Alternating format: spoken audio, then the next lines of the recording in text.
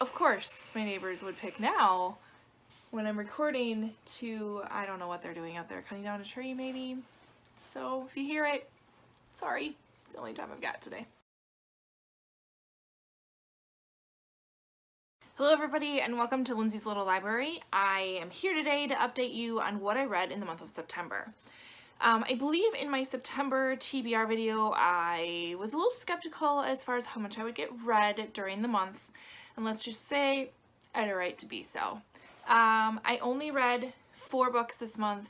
I started 6, so still on point with my normal 6 books, but I didn't quite finish 2 of them. So let's go through the books that I did read. I'll talk a little bit about how I DNF'd, and I'll explain a little bit later as far as why I didn't read quite as much as I normally do. So first book that I read on my tablet. It's called The Sea of Tranquility by Katja Millet. You can see that. It's not coming through so great, but it's good. It's a really great, I would say maybe YA new adult type book.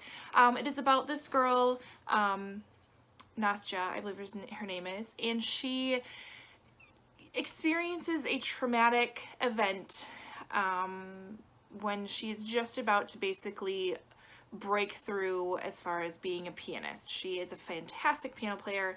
She's on her way to an audition that will basically set her on her path to having a wonderful career. And something happens to her, and a bad thing happens to her. And so you get glimpses kind of back in the past as far as where she came from and what happened, as well as what she's doing in present day. So she's basically starting at this new high school. She kind of wants to eliminate what happened in the past. She is looking for vengeance for what happened, but she kind of just wants to start over with a clean slate. And so she starts at this new school.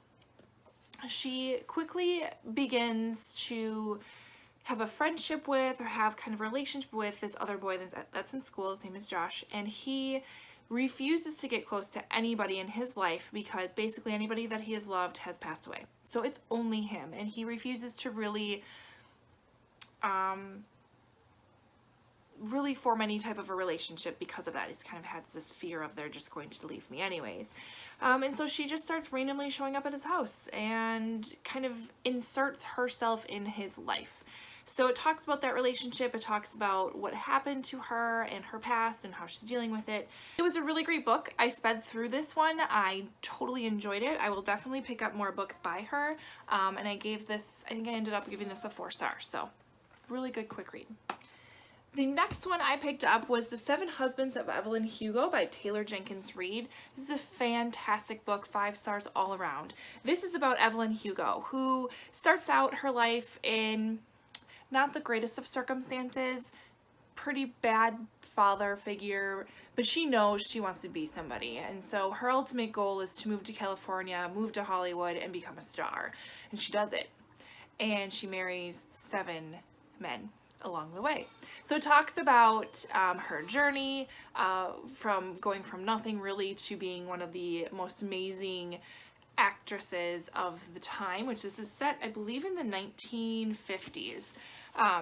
So it talks about that, it talks about all of her marriages. It's actually broken up by husband, which I thought was really kind of cool.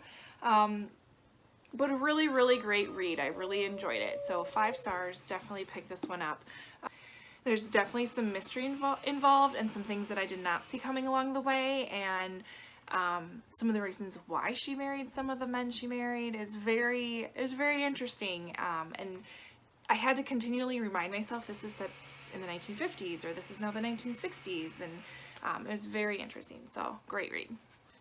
All right, the next book I picked up, finally, you guys should all be cheering and just be super excited that I have now finally read this. I read Carvel by Stephanie Garber. And of course, I knew I would say this, but why did I wait so long? This was an amazing book. I loved it. I was totally in the mood for a fantasy book.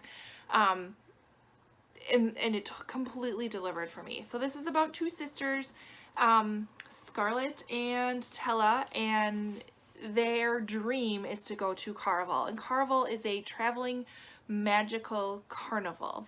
that has a game element of it. So when you go to Carnival, you either can be a participant or you can be an observer. So you can be part of the game or you can just watch the game. So they've been wanting to go for years and years and years, and their father, not the greatest father in the world, has kind of prevented that from happening. So they finally have the opportunity. They go to Carnival, they get there, and Tella is missing. She's been kidnapped. She's gone. So is it part of the game? Is it not?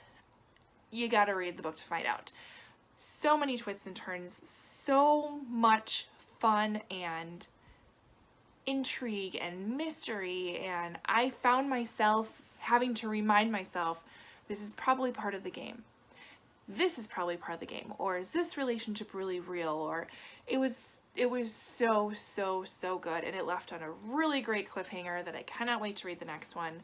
But you gotta pick up this book. Have to do it. 5 stars. Probably one of my top 10 of the year. Don't totally hold me to that because I haven't given that a ton of thought, but this is definitely one that will come to mind when I recommend books. The 4th book that I read, I literally finished yesterday, which was literally the last day of September, with mere hours left in the day. Finally got my 4th book done. I don't remember a month that I read so few books. Actually, no, February, I think I only read 4 books. It's just not like me. But this was our book club pick for this month, Flowers in the Attic by B.C. Andrews. I have never read this book before. Finally did. The book club that I'm in decided to do a throwback September type theme, so we came up with ideas of books that were popular, maybe obviously when we were growing up, and so one of them we picked was Flowers in the Attic. This is about a family who seems to have it all. Wonderful mother and father, 4 great awesome children, and heartbreaking tragedy happens, and they're kind of left with a really tough decision. Either go with the unknown and maybe not have the best living circumstances, or they can go back to home. The children are going to have to hide in the attic for a while the mom kind of re-establishes her part within the family so she can inherit money, basically. Honestly, it all comes down to money with this entire book. This was creepy, this was strange, this was unbelievable in a lot of times, in a lot of parts. I'm not sure how to rate it. I don't think I've given it a star rating yet because I don't know. Because it did keep my intrigue. It did make me think, which usually is how I base my star ratings with books, is like, if I can't stop thinking about that book, that is a 5-star book for me. I can't stop thinking about this book, but I don't feel 5-star. Like, it was boring at times. The writing was fine. The characters were fine. I found myself wandering every so often. I found a number of days just not wanting to pick it up, which is not like me. I usually do pick up books. It doesn't happen very often, but it was okay. I definitely have a lot of things I want to talk about at book club with this, like as far as the reality of it, and I struggled with,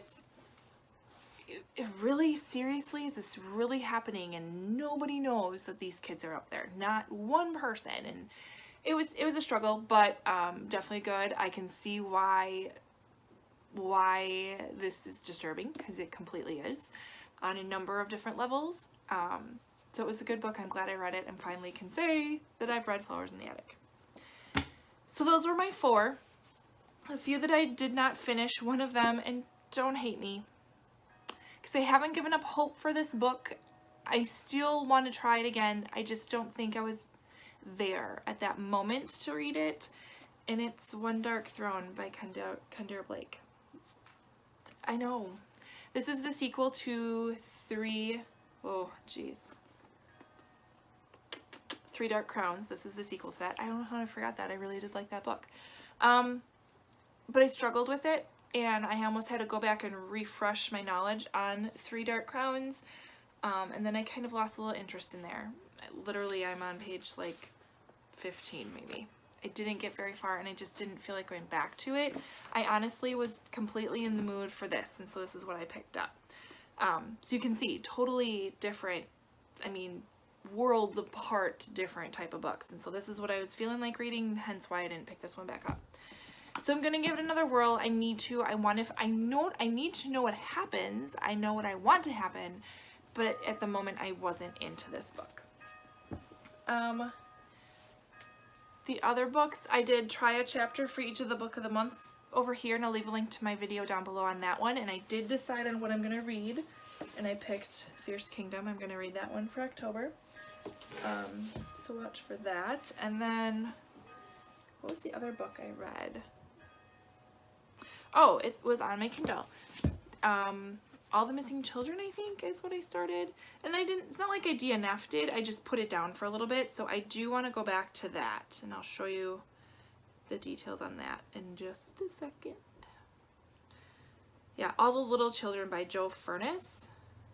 It was one of the Amazon picks, I believe.